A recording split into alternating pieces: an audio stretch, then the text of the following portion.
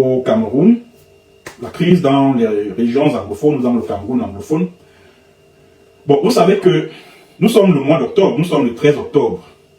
Dans quelques jours, c'est-à-dire le 19 octobre, cela va faire très exactement 8 ans que la crise anglophone a éclaté par la grève des avocats. Bon, ils ont commencé par la grève et par la suite, ça s'est poursuivi par des manifestations qui ont été sauvagement réprimées par la police camerounaise et tout. Donc ça va faire 8 ans que ça dure. Voilà.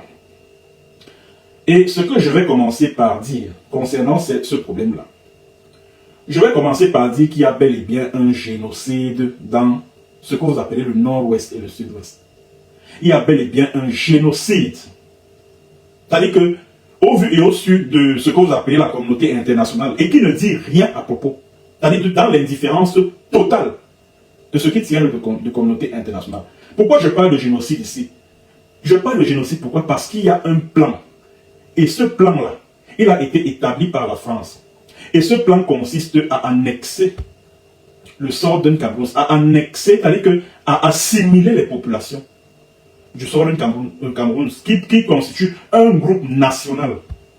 Parce que selon la définition des Nations Unies, le génocide, c'est un plan qui consiste à annihiler un groupe bien déterminé. Ça peut être un groupe social, un groupe ethnique, un groupe national. Et les anglophones au Cameroun forment un groupe national. Pourquoi? Parce que avant la fameuse réunification du 1er octobre 1961, ils étaient dirigés par un gouvernement dont ils étaient régis par des institutions, par des lois, par un parlement, par un gouvernement, par un premier ministre, etc., etc. Et puis il y avait un sentiment d'appartenir à une entité territoriale appelée Cameroun. Donc il y avait un embryon de nation qui existait au sein d'un Cameroun, dans ce qui est appelé aujourd'hui les régions du nord-ouest et du sud-ouest. Or, qu'est-ce que la France a fait? La France a aboli toutes ces institutions-là, de manière à assimiler les populations du Southern Cameroun. Les documents sont là, je les ai, c'est-à-dire que les documents, les correspondances entre le ministre des Affaires étrangères et l'ambassade de France au Cameroun, les correspondances entre l'ambassade de France au Cameroun et le consul de France à Buea. J'ai toutes ces correspondances-là. Et selon ces correspondances-là, il est question pour la France de francophoniser le Southern Cameroun. C'est une forme de génocide.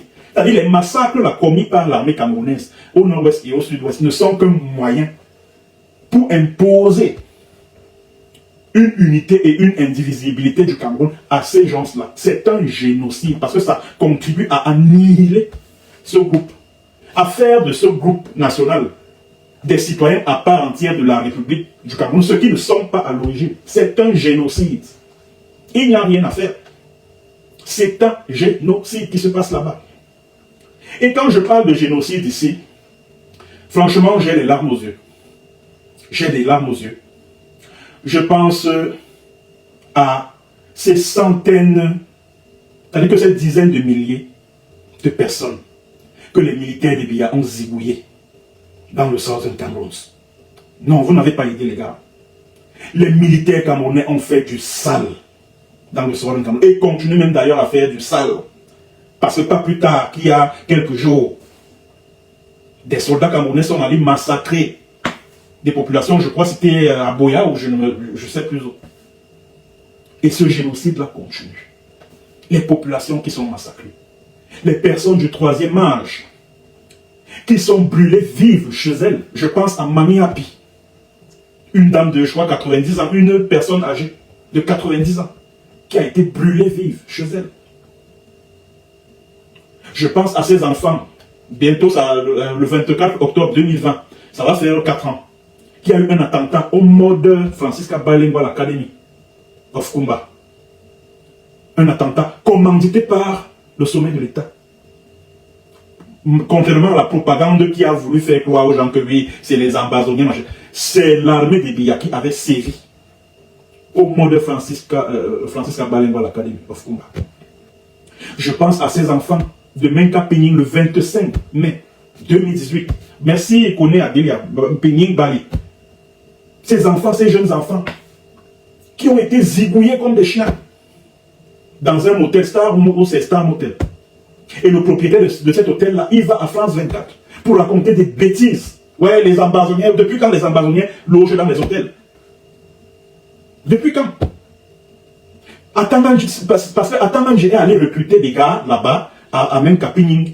Il leur a donné des armes de chasse. Que non, oh, il faut faire ceci, il faut kidnapper contre rançon, il faut faire ceci, il faut faire cela, en vous faisant passer pour des ambazoniens. Bon, maintenant, comme les gars sont devenus, les enfants sont devenus incontrôlables, l'argent que les Atanganji et puis le chef traditionnel, là, comment il s'appelle encore, celui qui allait mentir là, à Yaoundé après ces incidents de Menkapining là, il avait un nom là, comment j'oublie même son nom, Assobopius Mou, voilà, Assobopius Mou, et le fils d'Assobopius Mou là, le fils du chef traditionnel de Menka, faisait partie de l'escadron qui a tué la gardienne de prison Florence Ayafo. Il allait mentir, c'est-à-dire que quand il y a eu ce massacre-là à Menkapining, le chef traditionnel, là, il a couru à Yaoundé. Voilà, merci, il s'appelait Assobo. Il a couru à Yaoundé pour aller se cacher chez sous le pantalon d'Atanganji. Il est allé à la CIA TV pour vomir les mensonges et tout ça là. Pour dire oui, comment, après cette action de l'armée camerounaise, les populations de Menkapining ont été soulagées. Pourtant, les images, les vidéos qu'on avait montrées ce jour-là, on voyait même, selon les images qu'on avait vues, on voyait les populations endeuillées. En voyant les corps qu'on transportait, une trentaine de corps qu'on transportait pour mettre dans la pick-up, pour aller jeter dans une fosse commune. Je me rappelle, j'étais au Cameroun à l'époque. J'ai vu les images terribles. Je voyais des corps en putréfaction qu'on ramassait, qu'on jetait dans des fosses communes. On ramassait, on jetait, on ramassait, on jetait. Un instant, s'il vous plaît, je reçois un message. Bon, allez. C'est quelqu'un qui me demande certains contacts. On va en parler. Je vais l'appeler tout à l'heure. Bon, alors, j'ai vu tous ces corps-là. Gisés comme ça, là. Dans les villages, un peu partout. Parfois, on se réveille le matin. À Batibo, à Woum, à je ne sais quel village, dans le Southern Cameroun. On voit des corps qui baignent dans des cours d'eau un peu partout. C'est-à-dire ce qui se passe dans le Southern Cameroun est terrible. Terrible. Et il y a même eu des assassinats ciblés. Je me rappelle de ce pasteur ghanéen qui avait été assassiné à Batibo. Il venait prêcher l'évangile. Il a été assassiné. Je pense à ce prêtre qui officiait à dans la paroisse catholique de Boya, Alexander Sop. Il a reçu 2 balles dans la côte gauche et la côte droite. Je pense également à Gérard Akieta, un jeune séminariste. Il a été tué comme ça. Oui, j'en ai parlé tout à l'heure à Kumba. Ah, il y a 3 jours, le gouverneur a tué 7 garçons civils à Kumba. Il y a 3 jours, voilà. Je vous ai dit tout à l'heure que ça continue. Le génocide continue dans le Southern Cameroun. Ça continue. Tous ces assassinats ciblés. Sans compter et les prêtres qu'on a enlevés, notamment à la paroisse de Nchang, il y a quelques années là. On les a enlevés, etc. Et je vais citer jusqu'où. Il est comme Fortou Massan, une jeune dame du côté de Mouyuka, que les milices du régime des Biya ont décapité comme ça en mondovision. Je vais citer jusqu'où. Il y a tellement de faits qui me viennent en tête. Et je me rappelle quand j'étais en prison au Cameroun, pendant que j'y étais, le 22 novembre de 2018, des militaires sont allés massacrer une trentaine de jeunes à Bali. Ils ont versé, ou c'était l'acide, ou c'était le gaz, ou c'était quoi. Les enfants sont morts dedans. Parce que quand voilà, il y a un autre bébé qui a été, je crois que c'était à Kendem, un bébé brûlé. C'est-à-dire qu'on a jeté le bébé dans l'huile chauffante à Mamfé. Oui, voilà. À Mamfé, c'est dans l'arrondissement de Mamfé, je crois que c'était à Kendem. Tous ces crimes-là qui ont été commis. La fameuse communauté internationale, l'ONU, les États-Unis, elle sert à quoi? À quoi est-ce qu'elle sert? La justice internationale, c'est pour qui finalement? C'est pour qui? C'est pour qui? Parlant de Florence Ayafor, voilà 400 villages incendiés, merci Kemita. Tous ces villages-là qui ont été rayés de la carte. Les réfugiés, c'est-à-dire que les réfugiés qui sont morts dans les forêts, parce qu'ils fuyaient la brutalité, les atrocités de l'armée camerounaise. Qui va payer pour tout ce que ces gens-là ont subi? Qui va rétablir la justice? Qui va accorder la justice à ces gens-là? Qui va leur rendre justice? Et ces crimes ont lieu au vu et au su de tout le monde. Et je suis surpris que chaque fois qu'il y a un crime de ce genre qui est commis, on dit oui, vraiment, les séparatistes, ouais, machin, ont fait ceci, ouais, les séparatistes ont fait cela, les séparatistes ont brûlé l'hôpital, ah, les séparatistes ont, je sais pas, kidnappé la sénatrice, la Régine Amundi, kidnappé contre rançon. Oui, les séparatistes, le massacre de Menkapini, dont je parlais tout à l'heure. Qu'est-ce que France 24 avait écrit à l'époque? Ceux qui sont sur mes abonnés là, ceux qui sont abonnés à ma page, vous allez suivre le reportage. Ils disent que non, 30 jeunes gens ont été tués à Menkapini, dont 29 séparatistes. 29 séparatistes. Pourtant, quand on regarde bien l'image, on voit qu'il y a des traces de sang à l'intérieur de l'hôtel. Il y a des corps à l'intérieur, dont celui d'une jeune fille qui était suspendue comme ça là, au plafond, au niveau du plafond, à Menka. À l'intérieur de l'hôtel là, il y avait des traces de balles à l'intérieur de l'hôtel. Et je me souviens à l'époque, j'étais encore au Cameroun. Vous savez ce qui s'était passé? Ce qui s'était passé, c'était quoi? C'était que ceux qui ont tué ces enfants-là étaient à l'intérieur de l'hôtel avec eux. Ils mangeaient avec eux, ils buvaient avec eux. Et celui qui m'avait confié ça, c'était un gars du village là. Il avait envoyé un vocal à travers lequel il expliquait exactement ce qui s'était passé. Et le chef traditionnel là, Asoropius Mouf, il était là ce jour-là avec les tireurs. Parce que quand vous regardez les images du massacre de Menkapini, vous vous rendrez compte qu'il y a des corps au niveau de la cour.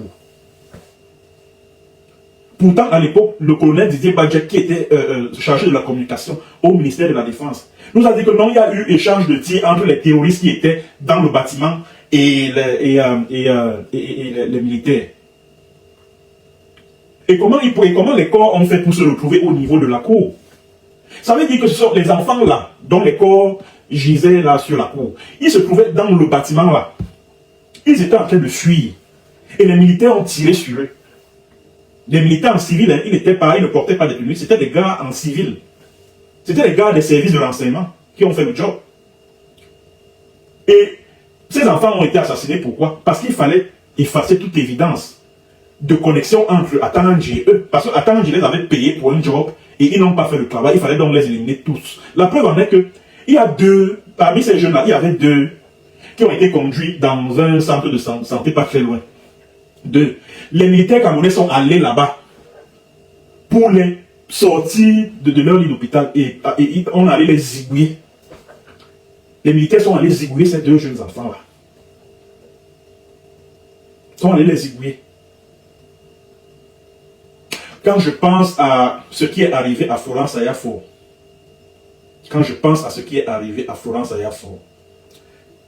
j'ai les larmes aux yeux.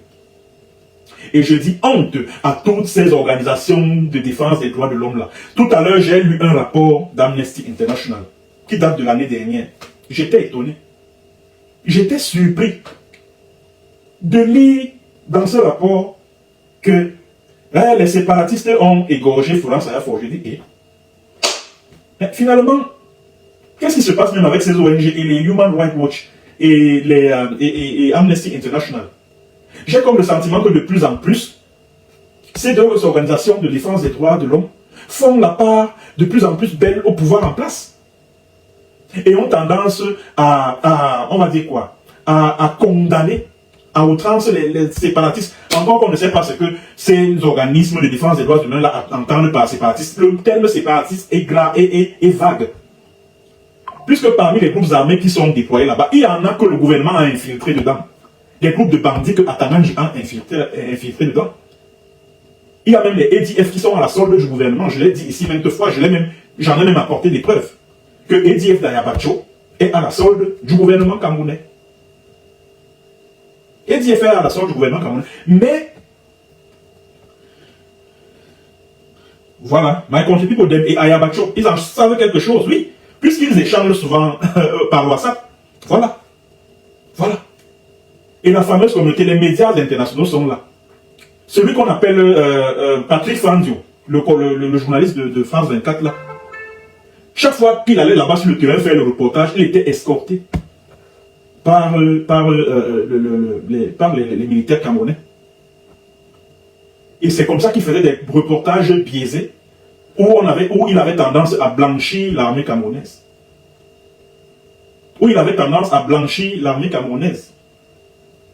Quand il y a eu les massacres l'attentat du mort de Francisca Balengwa à l'Academy of Combat, qu'est-ce que France 24 a écrit? Que les terroristes attaquent l'école.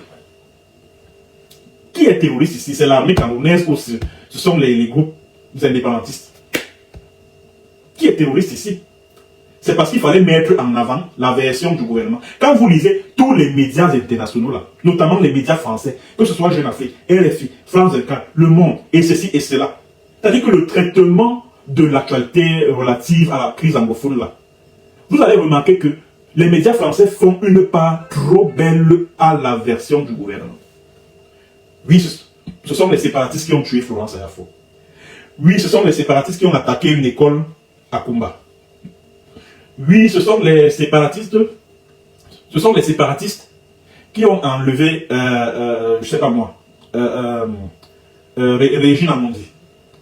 Alors que l'enlèvement de... Oui, ce sont les séparatistes qui ont assassiné Henri Kemende-Ngamse, le sénateur. Alors que les groupes armés ambazoniens n'avaient aucun intérêt à assassiner le sénateur, puisque le sénateur défendait, condamnait les atrocités de l'armée camerounaise au Sénat. Henri Kemende-Ngamse. Et son camarade de parti, le Joufflu Ventru là, le député là, comment il s'appelle, Joshua aussi. Il se lève, il commence à dire que oui, ce sont les séparatistes qui ont tué Henri Kemende-Ngamse. Non, vraiment, oh ceci, il faut que le Parlement américain sévisse, etc. Machin chouette. Et les organismes de défense des droits humains là, que ce soit Amnesty International, que ce soit Human Rights Watch, dans leur rapport, ils ont tendance à dire que les deux parties commettent des crimes. Je leur dis toujours que je ne suis pas d'accord avec vous. Vous ne pouvez pas mettre au même pied d'égalité le bourreau et la victime. Ce n'est pas possible. En tout cas, moi, je ne le dirai jamais. Connaissant le rapport de force sur le terrain, moi, je ne vais jamais, c'est-à-dire que faire mention dans mes différents écrits que les deux parties commettent des crimes en zone anglophone. Jamais. Au grand jamais. Je ne vais jamais le dire. Je ne vais jamais le dire, ni l'écrire. Jamais. Mais les populations de là-bas sont attaquées par l'armée camerounaise. Elles sont attaquées, leurs maisons sont incendiées, elles sont massacrées au quotidien et elles n'ont pas le droit. Et chaque fois qu'elles se défendent, on dit que non, oui, elles commettent des... Par rapport à quoi? Par rapport à quoi? Je me rappelle quand il y a eu le kidnapping de 79 élèves d'un collège au niveau de Bali. Tous les médias internationaux, ouais, les séparatistes, généralement, les groupes armés ambazoniens, ils sont dans des zones périphériques des grandes villes ou dans des zones rurales. Et ils n'ont pas de matériel roulant. Or, comment les séparatistes pouvaient transporter 79 élèves dans un cas en pleine zone sécurisée comme Bali? Comment ça pouvait être possible? Dans une zone qui était hautement sécurisée, comment les séparatistes pouvaient entrer dans un collège, kidnapper 79 élèves? Et le colonel Badjek vient, il dit que non, vraiment c'est grâce aux renseignements que nous avons pu repérer la cachette des séparatistes au niveau de l'église de quoi, à Bafout, etc. Et c'est comme ça qu'on a pu libérer les enfants. J'ai seulement dit, vos renseignements là ont pu repérer les ravisseurs après coup. C'est-à-dire qu'au moment avant et pendant le coup, vos renseignements n'ont pas pu vous permettre de les classer et de venir empêcher qu'ils ne puissent kidnapper ces enfants-là. C'est après le kidnapping que vos renseignements ont été très futés pour repérer l'endroit où il se trouvait avec les 79 élèves. Vous sentiez que Yaoundé a tout fait pendant et continue de tout faire pour gagner la sympathie de l'opinion internationale. Et c'est comme ça que Yaoundé a réussi à mettre les organisations de défense des droits humains au Cameroun comme à l'international et les médias internationaux dans la poche. Excusez-moi, en même temps je ne cesse de recevoir les messages là par WhatsApp. Voilà. Bon, lui également, je vais lui répondre par la suite. Donc les médias camerounais, alors que l'un des ravisseurs a été remarqué par son voisin à Yaoundé, dans un quartier de Yaoundé. L'un des ravisseurs de ces 79 élèves-là s'appelait Venremi, un soldat de l'armée camerounaise. Il a été remarqué par un de ses voisins. C'est son voisin qui a dit que ah, celui-là, je le connais, ouais, il est ceci, il est cela. Donc, ce problème que vous voyez là, ce qui arrive dans le Southern Cambrousse est bel et bien un génocide, parce que je vois la propagande officielle a tendance à récuser le terme. Il y a bel et bien génocide dans le Southern Cambrousse. Il y a génocide. Et j'aimerais lancer un coup de gueule à toutes ces organisations des femmes-là. Après l'assassinat de Florence Ayafor, j'ai vu les groupes de femmes qui s'agitaient là. Ouais, le collectif Justice pour Florence Ayafor. Ouais, machin. Vraiment, il faut rattraper. J'ai vu le villageois là qui s'appelle Daniel Claude Abaté. Je me rappelle à l'époque, il a fait un post sur Facebook pour dire que oui, je mets 300 000 en jeu pour celui qui va rattraper ces terroristes sécessionnistes qui ont tué la gardienne de prison Florence Ayafor de la manière la plus horrible qui soit, etc. etc. Toutes ces organisations de femmes, les ONG qui s'agitaient là, qui disaient que oui, il faut organiser des marches, il faut organiser ceci. Même Maître Dominique Fous, qui s'est constituée avocate de la famille d'Ayafor, elle-même elle a disparu. On ne la sent plus. Tous les médias camerounais là, qui ont commencé à parler de cette affaire, où sont passés ces médias? Pourquoi ces médias n'en parlent plus? Ces médias qui ont participé à ternir l'image de deux jeunes gens que le colonel Joël-Émile Bancui, le commandant de la division de la sécurité militaire, est allé enlever au quartier Bonabé et à Douala. Il a envoyé ses agents de la CENI pour aller les enlever. On les a envoyés à l'antenne CENI du littoral, on les a torturés là-bas, avant de les transférer à Yaoundé, à la division d'IFSEMIL de Yaoundé, chez le colonel Bancui. Ce dernier a organisé tout un show médiatique. Il a convoqué ses amis de la presse là pour qu'ils viennent filmer ces enfants-là et les présente au mépris de la présomption d'innocence comme étant les assassins de Florence Ayafor. C'était le 10 juillet 2020 que ces enfants-là ont été arrêtés. Niba Innocent Akouma et puis Ed Munga. De ce qui me revient comme information, puisque j'ai mes sources là-bas à la prison de Konengi. Cet enfant-là pleure, un de ces deux enfants-là, Niba Innocent Akouma, il pleure tous les jours, il dit que qu'est-ce que j'ai même fait. Depuis 4 ans je suis là, je ne suis pas jugé. Quand la sécurité militaire de Bancui a arrêté ces enfants-là, j'ai vu les mêmes partisans du régime des Biya qui disaient oui, justice pour Ayafor, oui, on a arrêté les assassins, oui, les voici, ceci, cela. Les médias camerounais qui étaient présents le 10 juillet là, quand il fallait diaboliser ces deux enfants-là, en les présentant à la face du monde comme étant les assassins d'Ayafor. Depuis 4 ans aujourd'hui, le procès est donc à quel niveau? Au tribunal militaire de Yaoundé. Depuis 4 ans, le procès est à quel niveau? Jusqu'à Amnesty International écrit dans un de ses rapports de l'année dernière que ce sont les séparatistes qui ont décapité Florence Ayafor. Human Rights Watch a fait la même chose fin 2021, je crois. Fin 2021. Human Rights Watch a écrit que ce sont les séparatistes qui ont attaqué le modèle Franciscal Bilingual Academy of Kumba. Alors que c'était faux. Pourtant, quelques semaines plus tôt, ils avaient écrit dans un rapport que les 4 jeunes gens qui avaient été condamnés à mort pour cet attentat-là, cet attentat de l'école de Kumba, à l'issue duquel 7 élèves avaient trouvé la mort. Ils avaient écrit que non, ce procès a été équitable. Donc, ça veut dire que les enfants qui avaient été jugés là n'avaient absolument rien à voir avec l'attentat. Mais quelques semaines plus tard, ils sont venus dire exactement autre chose. Que non, ce sont les séparatistes. Donc, comme pour dire que les enfants qui ont été jugés et condamnés là, ce sont les séparatistes là-bas. Ce sont eux. Donc, vous voyez, il y a comme un complot. Moi, je considère ça comme étant le complot international contre les anglophones du Cameroun. Il y a un complot international contre les anglophones du Cameroun. Et ça se voit. Ça se voit. Bon, maintenant, face à tous ces crimes qui ont été commis, c'est-à-dire que face à ce massacre, à ce génocide, que fait la justice internationale? Elle ne fout rien. Quand il y a eu le génocide, je parlais du génocide au Rwanda tout à l'heure, lors du premier sujet, je parlais du génocide rwandais. Après le génocide rwandais, l'ONU a créé le tribunal pénal international pour le Rwanda, le TPIR. Le bureau du procureur était basé à Kigali. Et le tribunal lui-même était basé à Arusha, en Tanzanie. Ça, c'était pour juger les génocidaires. Bon, il y a certains qui ont été jugés et condamnés. Sauf que la plupart, ou tous ceux qui ont été jugés et condamnés au TPIR, c'était les membres du régime d'Abiyarimana. C'est-à-dire que ceux qui étaient proches de Kagame, là, donc les FPR, là, aucun n'a été jugé devant ce TPIR. Pourtant, eux aussi, ils ont commis des crimes terribles, des massacres. Ils ont tué des gens au nord du Rwanda. Mais jamais ils n'ont été jugés. Jamais. Que ce soit Kagame lui-même ou tous les membres de son état-major, personne n'a été jugé au TPIR. Il n'y a que les membres du régime de Abiyarimana, les membres du régime Hutu, qui ont été jugés devant le TPIR. Mais même jusque-là, pourquoi ne pas mettre un tribunal pénal pour les crimes commis dans le Southern Cameroun? Pourquoi ce qui a valu pour le Rwanda ne peut valoir pour le Southern Cameroun, pour des crimes commis au Southern Cameroun? Pourquoi? Parce que ceux qui vivent dans le Southern Cameroun, là, ce sont des chiens. Tout ce que l'armée camerounaise a eu à faire là-bas, c'était quoi? C'était une partie de chasse aux animaux sauvages. C'était quoi?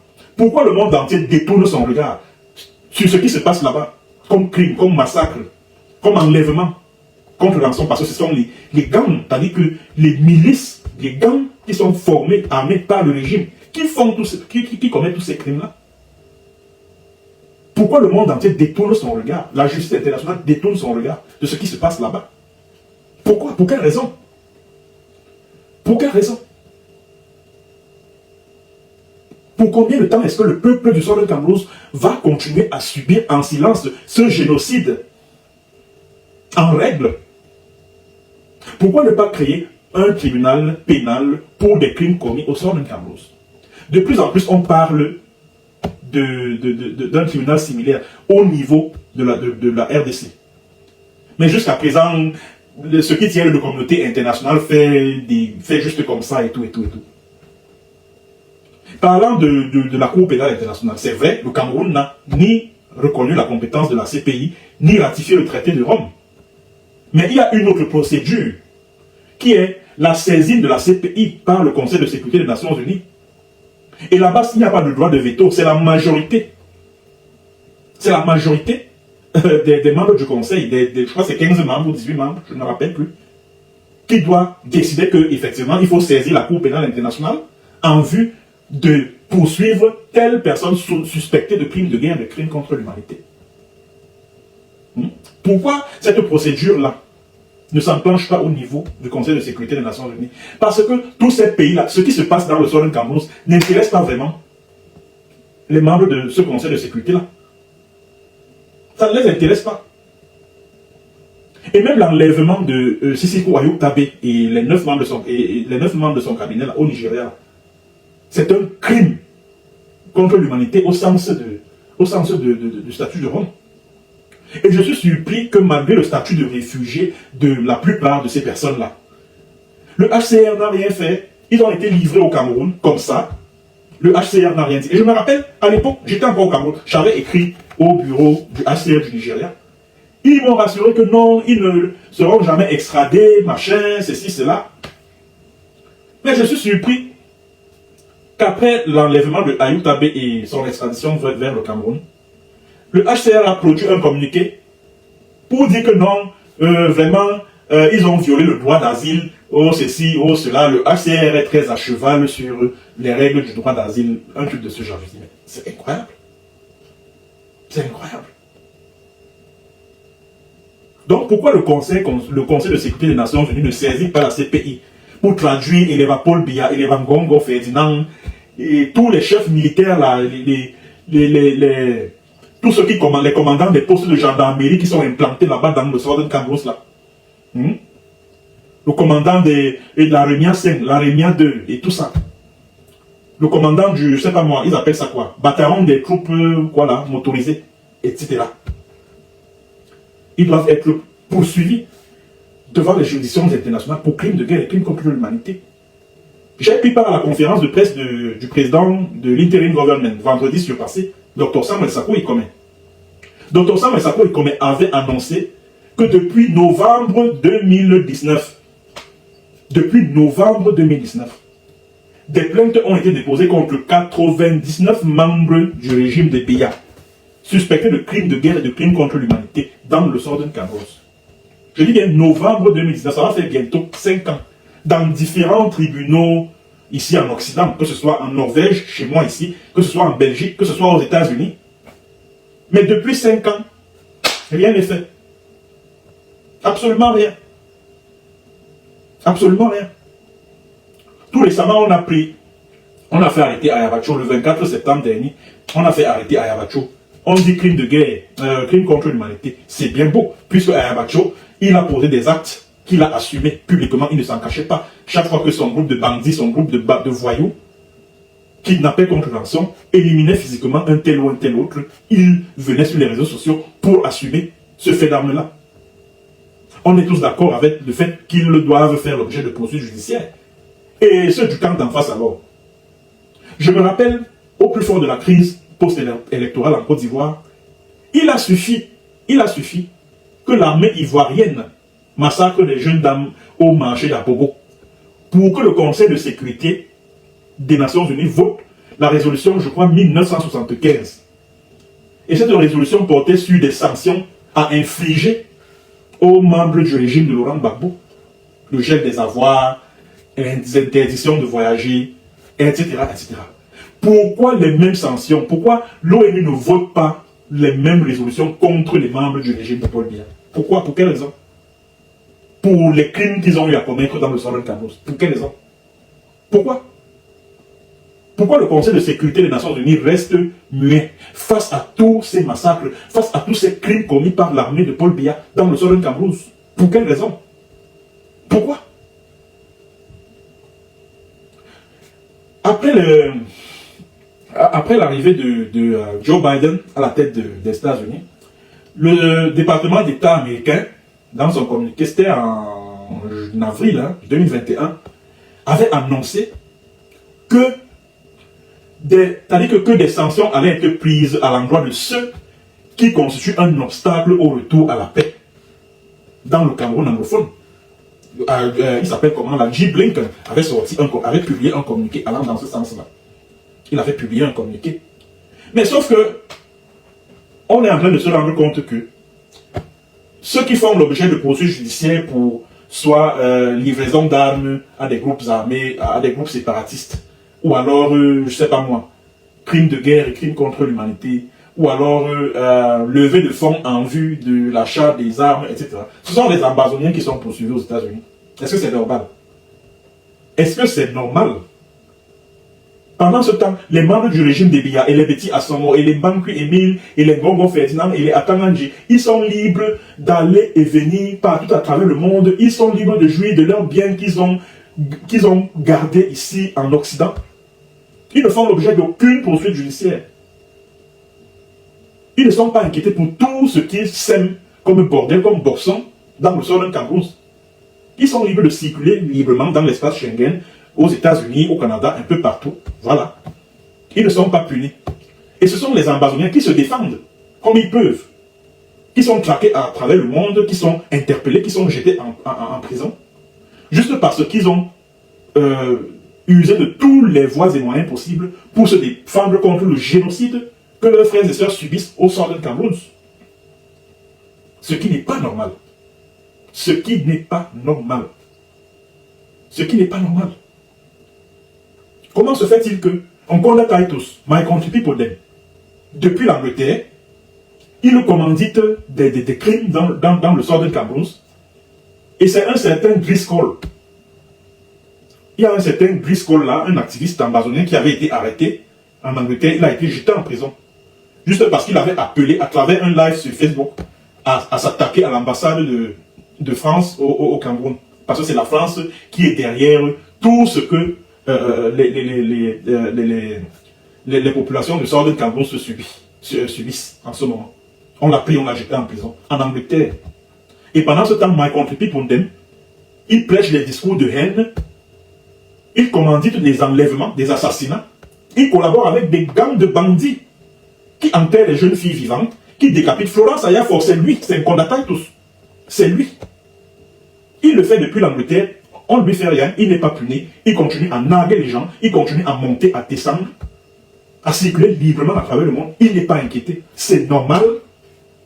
C'est normal. Est-ce que c'est normal? C'est normal? Alors la justice internationale, là, c'est qui? La CPI, là, ça sert à quoi? Ce machin-là, ça sert finalement à quoi? Tous ces tribunaux-là à compétence universelle servent à quoi? Si ils ne peuvent pas protéger les civils des innocents dans le Southern Cameroun. Donc la vie des ressortissants du Southern Cameroun, là, ou la liberté des ressortissants du Southern Cameroun ne représente rien aux yeux de ceux qui tiennent lieu de communauté internationale. Leur vie ne représente rien, leur liberté ne représente rien. Leurs revendications indépendantistes là ne sont donc pas légitimes au regard du droit international. Et on va nous parler des droits de l'homme, des démocraties, des machins, de ceci. Ça, c'est de l'hypocrisie. C'est de l'hypocrisie pure et simple. Vous prêchez une chose, mais vous faites le contraire sur le terrain. C'est pas normal. C'est pas normal. Ce n'est pas normal. Quand il y a eu l'attentat de Kumba, commandité par le sommet de l'État, je le répète. Je me rappelle quand il y a un combattant séparatiste, un général, qui avait été tué aux encablures de la ville de Kumba. Celui qu'on appelle Serge Cyril Atonfak, il court là-bas au ministère de la Défense, celui qui est le chargé de la communication du ministère de la Défense.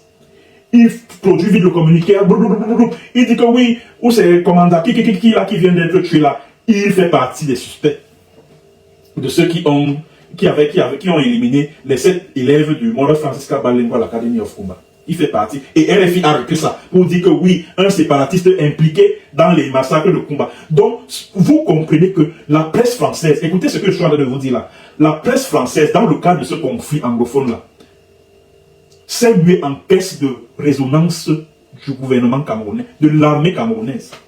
C'est-à-dire quand vous lisez les médias camerounais là, si vous lisez les médias camerounais, vous vous rendrez, les médias français, je veux dire, vous vous rendrez à l'évidence que ces médias-là sont des outils de propagande de l'armée camerounaise. C'est-à-dire que concernant le conflit anglophone là, voilà pourquoi moi, quand je veux prendre position par rapport à ce conflit, je m'en fiche de ce que disent les médias français et je m'en moque de ce que disent les médias internationaux en général.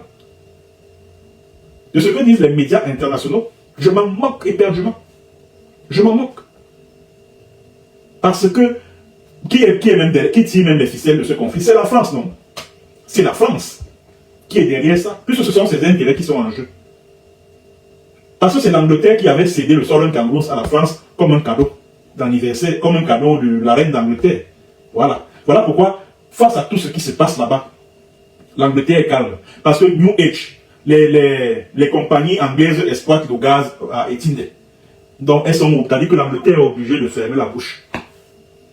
Les Français, quant à eux, ils ont renouvelé leurs accords militaires avec le Cameroun. Donc, ceux qui passent leur temps à dire les accords coloniaux n'ont pas été renouvelés, machin, c'est des bêtises. La France a renouvelé son accord de coopération militaire avec le Cameroun en 2021. Avec l'armée camerounaise qui tue, qui massacre des civils dans le Southern Cameroun. Pourtant, les États-Unis, sous Donald Trump, les États-Unis avaient suspendu une partie de son aide militaire au Cameroun à cause de tous ces crimes-là que le régime de Biya commet dans le Southern Cameroun. Mais Paris a reconduit sa coopération militaire avec le Cameroun en 2021. Malgré tout le massacre, malgré y compris le massacre de Ngabou du 14 février 2020. Depuis là, on nous a dit que non, il y a même une commission d'enquête qui a été créée par la présidence. Oui, les enquêtes ont révélé qu'il y a des soldats camerounais qui sont impliqués et tout. Ouais, machin, chouchouette. Depuis là, le procès est à quel niveau? Le procès du massacre de Ngabou, les jeunes gendarmes qu'on avait arrêtés, là, les jeunes militaires qu'on a arrêtés, on les a traduits au tribunal militaire. Depuis là, l'affaire est à quel niveau? L'affaire se trouve à quel niveau? On a enterré ça comme ça. On a enterré ça, ni vu ni connu. C'est comme ça. Et c'est de la même manière que le régime de Biya a enterré le massacre le massacre des élèves du mort de Francis Kabalema à l'Académie of Kumba. De la même manière. Ils sont allés sortir 2 gens de la prison, 4 bons hommes de la prison de, je crois, Boya et tout ça là. Des enfants qui avaient été arrêtés bien avant l'attaque du 24 octobre 2020. On les a jugés en cachette. Hein. C'est un septembre, là, je sais quand c'était en septembre 2021, qu'on apprend qu'on a condamné à mort 4 jeunes gens impliqués dans les événements de combat. Je dis, le procès a eu lieu quand? Et entre-temps, le jour où l'attentat a eu lieu là, au moment de Francis Kabalemo à l'Académie, l'armée avait interpellé et les enseignants et même la fondatrice de l'école là, une Judith Forbin, je crois que c'est comme ça qu'elle s'appelle, on les a interpellés. Et vous savez pourquoi on les avait interpellés? C'est parce qu'ils étaient des témoins gênants. C'est parce qu'ils étaient des témoins gênants. Donc le régime de Biya a fait sa propagande. Chambelin Toundon, qui est le préfet de la Mémé à Kumba, il a fait interpeller un jeune, un monsieur là. C'était en novembre 2020 comme ça là. Fin novembre, début décembre 2020. Ouais, commandant Zabra, ouais, le voici, il fait partie de ceux qui ont tué les enfants à Kumba. Mais curieusement, parmi les jeunes gens qu'on a condamnés, que le tribunal militaire de Boya avait condamné là, à mort, on n'a pas vu le commandant Zabra en question. Qu'est-il devenu? Non, franchement, les membres de Essingan, hein, c'est-à-dire que, ils le font parce qu'en face, il y a qui? En face, il y a qui? Les Camerounais sont là, comme ils sont toujours comme s'ils n'ont rien dans la tête. Du moins, la plupart, je ne parle pas particulièrement de vous, mes followers. Ils se laissent enfariner comme ça, là, par un régime illégitime, un régime assassin comme celui-là. On gave les Camerounais de propagande sur propagande. Et ils n'apprennent jamais de tous les mensonges que le régime leur verse dans les oreilles. N'est-ce pas, on vous a fait croire que c'est les Ambazoniens qui ont tué Florence Ayafo. On vous a présenté deux jeunes gens. La CRTV vous a présenté Ed Mouloudam et puis Niba Innocent Akuma comme les assassins de Florence Ayafo. Depuis 4 ans. Pourquoi vous les Camerounais, vous ne vous posez pas la question de savoir que depuis 4 ans, ces enfants-là, qu'est-ce qu'ils deviennent? L'affaire au tribunal militaire, là, ça à quel niveau? Vous ne vous posez même pas de questions. Vous ne vous posez pas de questions. Et c'est comme ça que le régime de Biya vous manipule facilement. C'est terrible. C'est vraiment terrible. Et les bébés Martha. Je me rappelle de cet enfant, un bébé de 4 mois, que les militaires sont allés zigouiller à Mouyouka. Non, c'est incroyable. C'est incroyable. Et on appelle ça quoi? Si ce n'est pas un crime contre l'humanité, c'est quoi? Un bébé de 4 mois, l'enfant a fait quoi? L'enfant de 4 mois est aussi terroriste. Et ils ont attribué ça aux Ambazoniens. Ils disent que c'est les Ambazoniens qui ont fait. Alors que le père de l'enfant l'avait témoigné à Canal que ce sont les militaires qui ont tué ce bébé-là. Et cette affaire est passée comme ça par pertes et profits. C'est-à-dire que quand il y a un crime comme ça qui survient, les ambassades occidentales au Cameroun condamnent. Les Human Rights Watch, c'est pas moi, Amnesty International condamne. L'Union Européenne condamne. L'Union Africaine condamne. Et puis, basta, c'est fini. C'est fini. On passe à autre chose. On attend un autre massacre pour se mettre encore à pleurer, à gémir, à condamner, à en appeler à l'ouverture d'une enquête indépendante et impartiale, ou qui doit même mener cette enquête impartiale et indépendante, je ne sais pas. Quand ces organismes internationaux-là demandent, exigent l'ouverture d'une enquête indépendante et impartiale, à qui s'adresse-t-il? Au régime de Biya, qui est l'assassin. Donc l'assassin va mener les enquêtes sur ses complices. Il y a une justice internationale qui est là. Il y a la CPI qui est là. Le Conseil de sécurité des Nations Unies. Et cela s'est passé avec Omar El-Béchir, là, au Soudan, par rapport aux crimes de guerre au Darfour, là. La CPI a lancé un mandat d'arrêt contre Omar El-Béchir. Pourtant, le Soudan n'a ni signé, ni ratifié le traité de Rome. C'est le Conseil de sécurité qui a saisi la Cour pénale internationale. Donc, ne pensez pas que, parce que le Cameroun n'a pas ratifié le traité de Rome ou alors reconnu la compétence du traité de Rome, que les dignitaires du régime des Biya ne peuvent pas être poursuivis devant la Cour pénale internationale. Oubliez ça.